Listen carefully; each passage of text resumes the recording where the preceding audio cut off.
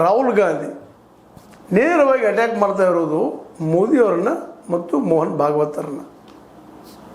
RSSಗೆ attack ಮಾಡ್ತಾ ಇದ್ದಾರೆ. ಉಳಿದು ಯಾವ ಪಕ್ಷಗಳು ಮಾಡ್ತಾ ಇಲ್ಲ. ರಾಷ್ಟ್ರದ ಯಾವುದೇ ಪಕ್ಷನೂ RSSನ ಎದುರು ಹಾಕ್ಕೊಳ್ಳಿಕ್ಕೆ ತಯಾರಾಗ್ತಾ ಇಲ್ಲ.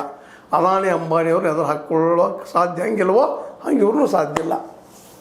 ಅಷ್ಟು ಬಲಿಷ್ಠ ಸಂಘಟನೆ ಇವತ್ತಾಗಿಬಿಟ್ಟದ. ಇಂಥ ಸಂದರ್ಭದಲ್ಲೇ ಖರ್ಗೆ ಅವರು ಒಬ್ಬರಿಂದ ಇಂಥ ಮೂಲಕ ಕೈ ಹಾಕೊಂತೀವಿ ನಾವು. ಇದನ್ನು ಮೂಗು ಹಿಡಿಯುವಂಥ ಕೆಲಸ, ಮೂಗು ಹಿಡಿದಾಗ ಬಾಯಿ ತಾನ ತೆರಿತದೆ ಅನ್ನುವಂಥ ಸತ್ಯ ಇವತ್ತು ನೋಂದಣಿ ಪ್ರಶ್ನೆ ಮಾಡಿದ್ರಿಂದ ಇಡೀ ರಾಷ್ಟ್ರ ತುಂಬ ಚರ್ಚೆ, ಇಡೀ ರಾಷ್ಟ್ರ ತುಂಬ ಚರ್ಚೆ.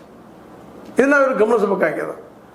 ಇದಕ್ಕೆ ಇವತ್ತು ಏನಪ್ಪ ಅಂತಂದ್ರೆ ಒಂದು ಸರ್ಕಾರದ ಮುಖ್ಯಸ್ಥ ಗೃಹ ಮಂತ್ರಿ ಇದನ್ನ ತನಗೆ ಹ್ಯಾಂಡಲ್ ಮಾಡ್ಕೊಂಡು ಶುರು ಮಾಡಿದ್ದಾರೆ. ಸ್ವತಂತ್ರವಾದ ಮೀಡಿಯಾಗೆ ಬೇಕಾಗಿರುವುದು ಸ್ವತಂತ್ರ ಧ್ವನಿ. ಆ ಸ್ವತಂತ್ರ ಧ್ವನಿ ಉಳಿಸಲು ನೀವು ಮಾಡಬೇಕಾದದ್ದು ಇಷ್ಟೇ. ಅದೇನಪ್ಪಾ ಅಂತಂತಂದ್ರೆ ನಿಮ್ಮ ಕೈಲಾದಷ್ಟು ಸಹಾಯ ಈ ಚಾನಲ್ಗೆ ಮಾಡಿ ಹಾಗೂ ನಿಮ್ಮ ಧ್ವನಿಯನ್ನು ಕಾಪಾಡಿಕೊಳ್ಳಿ. ರಾಷ್ಟ್ರ ಮಟ್ಟದಲ್ಲಿ ನೋಡಿದಾಗ ಇದು ಸಣ್ಣದ ಪೋಸ್ಟ್, ಆದರೆ ಇದು ಇವತ್ತು ಇಡೀ ದೇಶ ತುಂಬ ಧ್ವನಿ ಮಾಡ್ತಾ ಇದೆ, ಸದ್ದು ಮಾಡ್ತಾ ಇದೆ.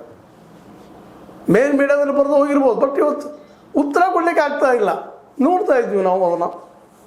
ಇವತ್ತು ನಮ್ಮ ಮೋಹನ್ ಭಾಗವತರಾಗಿರ್ಬೋದು, ಅದೇ ಕಾಲಕ್ಕೆ ವಿಶ್ವ ಹಿಂದೂ ಪರಿಷತ್ತಿನ ಅಧ್ಯಕ್ಷರಾಗಿರ್ಬೋದು, ಇವತ್ತಿನ ಅನೇಕ ಜನರು ಮಾತಾಡೋದು ನೋಡ್ತಾ ಇದ್ದೀವಿ. ಯಾರೂ ನೇರವಾಗಿ ಉತ್ತರ ಕೊಡ್ತಾ ಇಲ್ಲ.